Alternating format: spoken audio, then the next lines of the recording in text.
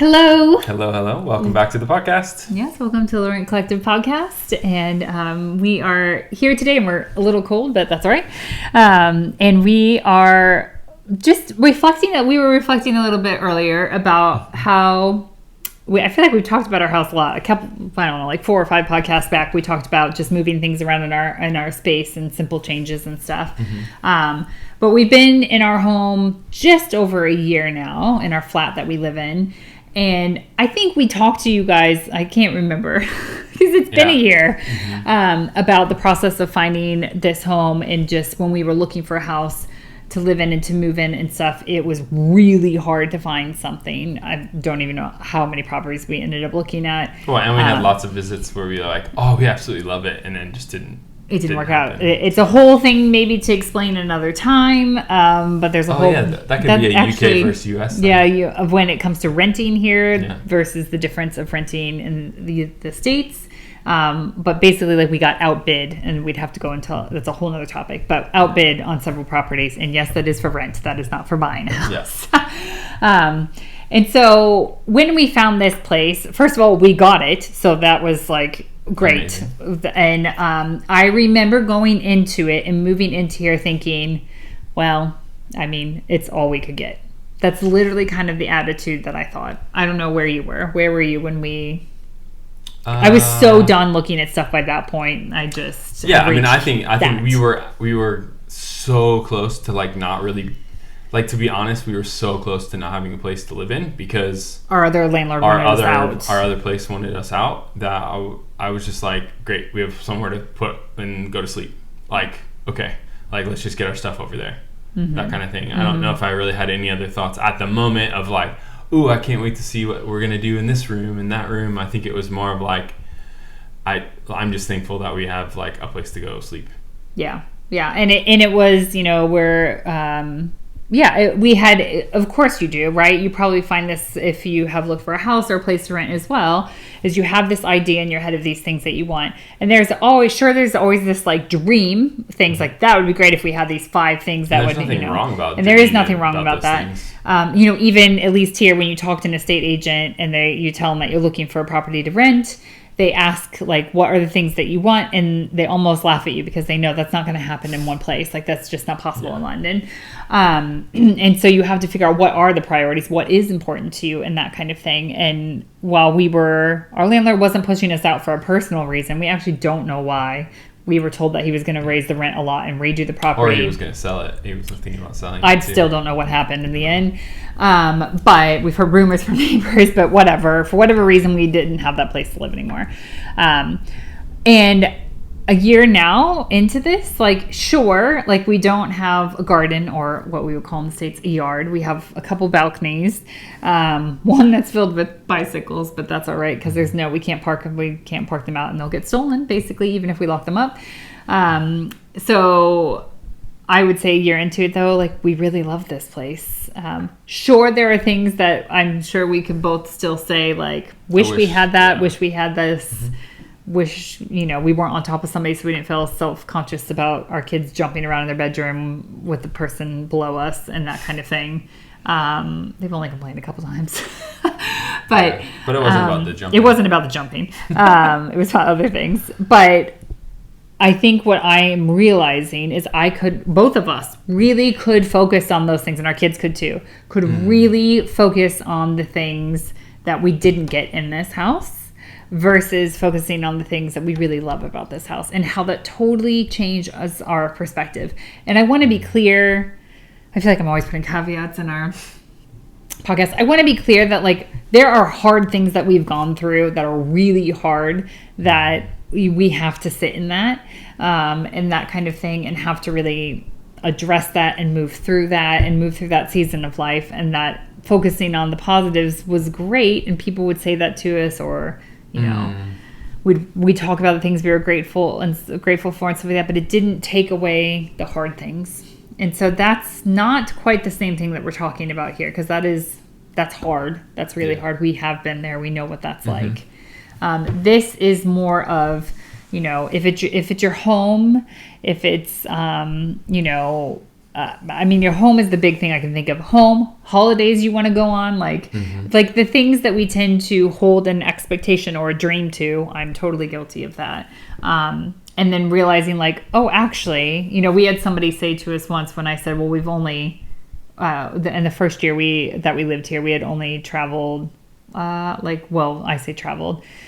We had gone a couple of day trips and stuff like that, and we had only traveled away once to go to Wales outside of London and stuff. And when I said that, because I was comparing ourselves to somebody else who had traveled a lot more, they said, you traveled one time. That's a big deal. Most people wish to always go to Wales. Yeah. And it was like, oh, you're right. So yeah, we've been reflecting on that on our house now.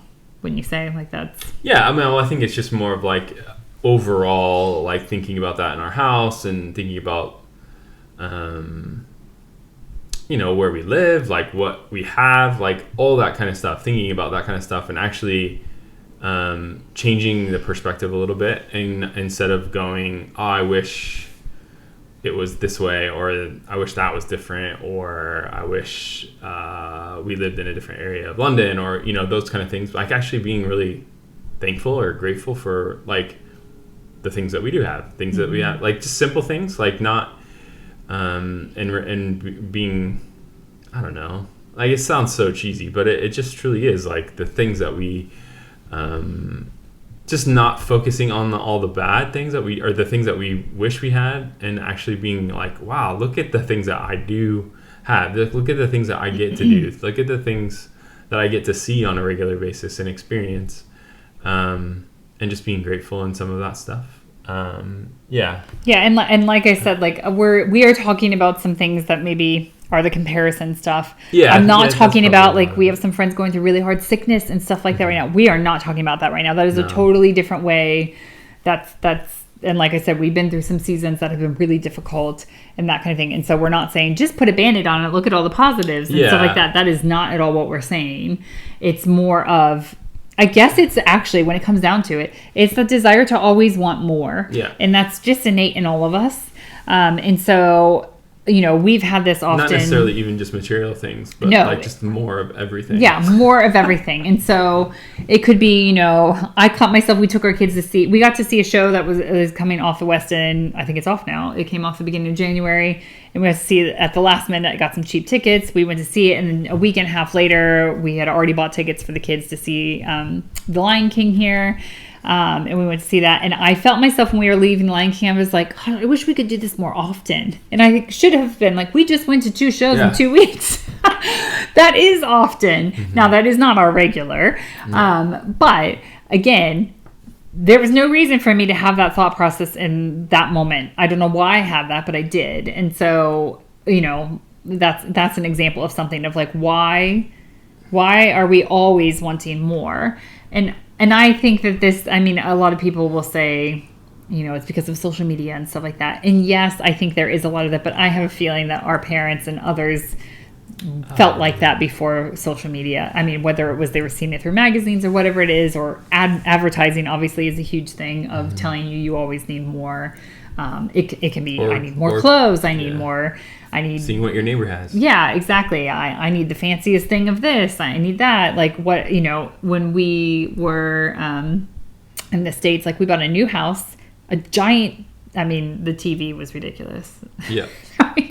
A giant TV. At that time, it was ridiculous. Yeah, it was this was before flat TVs screens. are way bigger now. Yeah, but they don't, I mean, that was those ones that like took up a ton of space because they went back. Right. Oh, yeah, exactly. Yeah. A giant TV, a brand new car. Like we did all this stuff. We really, and we talked about getting out of debt before. We really fell into the trap of like, oh yes, we also need that. Oh yeah, we also need that. Instead of like, I feel like what we've done here is we've gradually like made some small changes and stuff like that of things that we have possibly like, some things have broken. And so we've had to get new things. Like we need sturdy kitchen chairs because everybody was falling down when they sat in a seat. Legit, so, yeah. You and Zane broke chairs, or you know, we have people or guests over, and we're not really sure.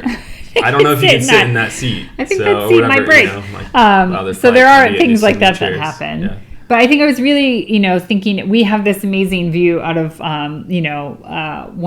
several of our windows, but, we could see the fireworks in central London from our kitchen window. And, the sunrises are gorgeous and the sunsets on this side are amazing and that kind of thing. And we've never had that in a property. We've always kind of been more on the ground floor, first floor where, our views are all obscured by buildings and trees and stuff like that.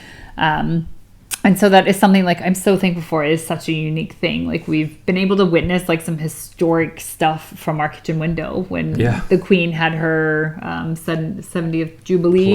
Platinum Jubilee. Like the whole like 70 aircraft flew over. The only thing that didn't was the helicopters. Everything else flew over our house because you could see it. We can't see the palace, but it's like tucked down in. It's like kind of like straight across. But it's straight across and it's there. We can't see it. But if something happens there like that, if they all flew over our house. And so, again, I could look around and say like, oh, this isn't a lot of space. And this, we have pretty ugly carpet.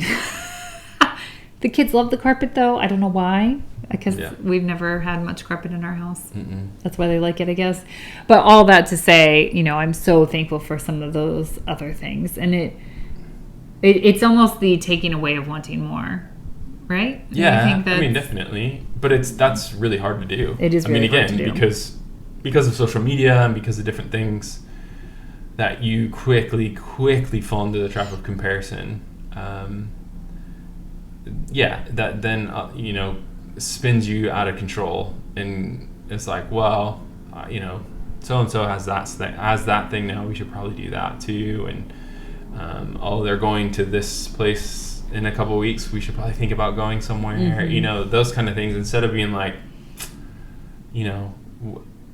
what's best for you is best for you, and in thinking about that kind of stuff. And there's nothing wrong with like doing certain things or buying certain things or whatever, but I think, again, what is that? Why? What's behind it? What's behind it? Why are you doing the things that you're doing, or why are you buying the things that you're buying? But I think at least for us, real time wise, like I think reflecting on actually being thankful for the things that we have experienced, are doing, are seeing, are buying, like just thankful for that stuff, and not ready to overhaul everything already. And I don't know. I think it's just having a different perspective, instead of wanting the more, being okay with the things that you have, and being actually like, wow, look at the things I have. I think that's not being like, oh, well, I already have that. That's okay. I wish I had that. But like actually being like, yeah, I actually have that. Like that's pretty cool. So. And I think it's also, it falls into everything. Like, it drives me crazy. The amount of ads that I turn off on Instagram, and I don't even spend that much time. I think I was on Instagram for 15 minutes yesterday, and the number of ads that I saw that suddenly I was like, ooh, maybe we need that. Like, or I need that. Or, at least for women, it's a lot of different clothes and stuff like that. And sure, there are certain pieces that I still would like to get because I know those are pieces that I want, that I would wear a lot. But in general, I have plenty of clothes. I'm fine. Like, it's totally, I only replace my jeans when they rip, which is often because we walk a lot here and the jeans aren't but again, I don't built think, for I that. don't think it's about being fine. No, it's not about being like fine. Being like, wow, like I have the thing. I have that thing in my wardrobe. That's pretty cool that I have that. Like, think that perspective. And I think the perspective helps you too in quick purchases, if that makes any sense. Like, I think we talked about this in our debt one, of like giving yourself 48 hours before you purchase something if you can. And we're teaching our kids that as well. If you can. I mean, there are things like, I need bread. Okay, fine. Like, you don't need to wait 48 hours to go get bread if you need bread. But it's things like, do I really need that new pair of shoes? Do I really need, I don't know, a new pillow or a cushion or something like that? It's those kind of more things. And I think with our son the other day, he had some money, he wanted to get a Nerf gun. And I said, why? We have 2 downstairs that you barely touch. He's like, well, if I had this one. Yeah. And I was like, you're going to wait 48 hours before you do that. And he hasn't talked about it since. And so I think he has regret. I think that's a great example. Like, but if I had that thing, or if I would. But if I did that thing, I would be okay. If I did this thing, or if I saw that thing, I think that's more of the heart of what we're trying to get to. Is if that's the mindset that you always have, like, you're always going to be asking that question. Yeah. Like, and that's not a fun way to live. And we're saying it, we're not perfect in this. Yeah. We're not here like we have figured this out. There's and we don't ever days that have. I'm asking those same questions. Yeah. I mean, like, you know, what you guys probably heard us. And I think we recorded some podcasts when it was, well, we may not have, because it was so hot this summer. And because we're on the top of a Victorian building, it was really hot in this flat. I was not loving where we lived in that moment. I was like, if we just lived on the ground floor, at least it would be a couple degrees colder than 101 or whatever got to this top floor. It was ridiculous. That's in Fahrenheit. But if we just lived in a place that had an air conditioning, you know, whatever. I mean, we might, who knows. But, you know, again, in the winter, though, I mean, it is still cold in here, but in the winter, we benefit from being on the top because some of the heat rises, and it rises from the places below us. And so we don't have to pump as much heat into our house and that kind of thing. So again, it's like, I'm saying that because we are not perfect in these things. And I think we learn a lot by watching our kids, and like they have, you know, like impulses just like we do as adults of like, I really want this thing, and to also sometimes give in to our kids and say sure, and then they do get that thing, and then it breaks 2 days later because they bought the cheapest version or something like that, and then they are like, oh, that was a really dumb way to spend my money. I'm like, yeah, but you learn from that, and so we all learn as we go. And I think the encouraging thing, you know, I think some people think the whole gratitude thing is cheesy, or that people think it solves everything. It does not solve everything. You know, like we mentioned earlier, we are not talking in the context of sickness, of really hard relationship stuff, like all of that. Yeah. This is not, we're not talking in that context. We're talking in the idea of when you see something like, I want more, I want more, I want more. And that phrase that our son used, if I only had that, then I would do this, that kind of thing. At least in our experience, and I know we're not super old or anything, but in our experience in our life, when we have gotten those things, it's not been like life-changing as much as you thought it would be. More of the life change has been like when we have gotten through hard things, and we've been you know, we've really dug into hard things, and we're on the other side of it, or we've been honest and open with each other, and that kind of thing. Those are the more life-changing moments than getting a new car, or a new, I don't know, a new jumper shows up, or whatever it may be.